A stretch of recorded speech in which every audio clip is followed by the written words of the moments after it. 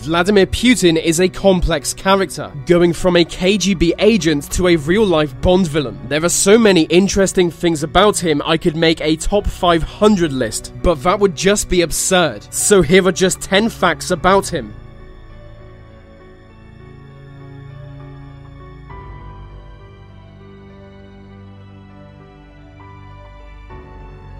One of the most distinct things about Putin is his walk. You'll notice he swings his left arm widely, but his right arm barely moves. For years, this baffled body language experts. It just didn't make sense for him to walk like that. What does it mean? Some speculated he suffered a stroke or genetic disorder, but a long study of his behavior concluded it's due to his KGB training. Apparently, he was taught to always keep his right arm by his side, so he could quickly access his firearm, so he can swing his left arm wildly, but his right hand is always ready for a gunfight. Several other KGB agents are still known to walk the same way.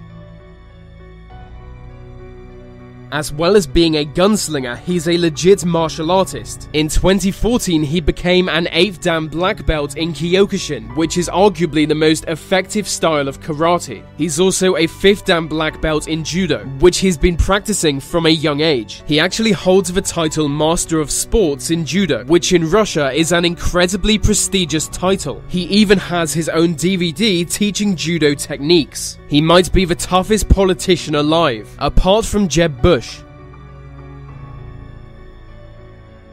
He claims the North Pole is owned by Russia. He says it's Russian territory and demands the United Nations recognizes that. In fact, he's so serious about this that Russian special forces have been sent to the North Pole. When elite Russian combat troops were sent skydiving into the North Pole, other countries were worried it might be the most ambitious annexation of all time. He's claiming 500,000 square miles of Arctic land and the oil and minerals contained there. But much of that land is already claimed by other nations like Denmark, leading to yet another land dispute.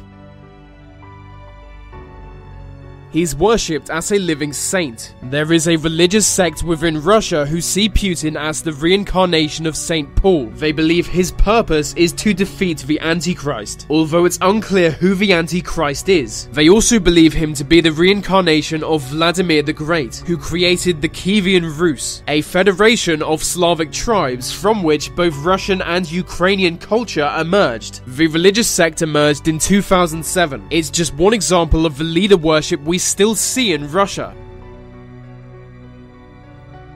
He loves Steven Seagal. Steven Seagal is a ridiculous martial arts film star, and apparently he's big in Russia. Putin recently granted him citizenship. The two men have long been friends. They met when Seagal attempted to involve Putin in what seems like a get-rich-quick scheme, which is hilarious because both men are already wealthy. They soon bonded over their mutual love of martial arts and macho personas. Putin also recently made Roy Jones Jr. a citizen, because apparently his country is stuck in 1996.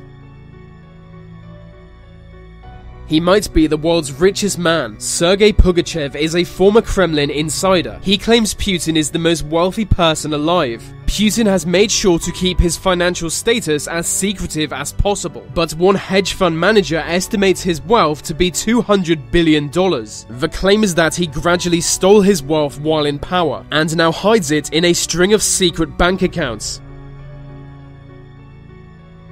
He really loves tigers. His administration has taken action against tiger poachers within Russia, and as a result of this, the number of Siberian tigers is rising. But one tiger he helped rescue caused a minor diplomatic incident. It swam across a river into China and started killing livestock, but the Chinese government didn't seem to mind.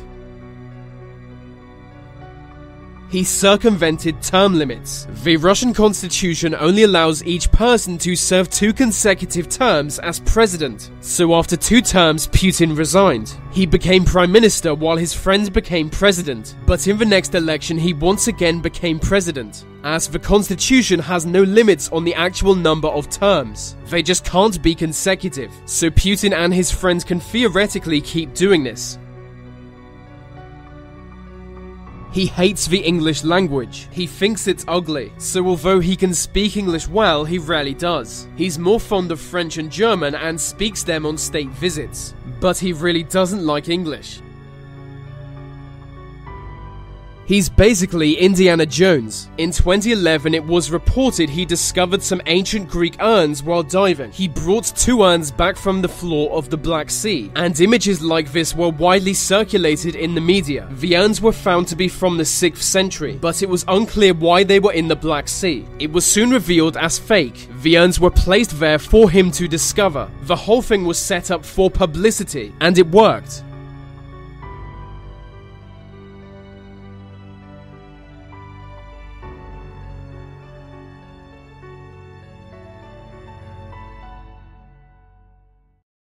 So that's the end of this video. If you want to support this channel, you can do so simply by leaving a like. And if you want more content from me, I have a second channel where I do different videos about different things.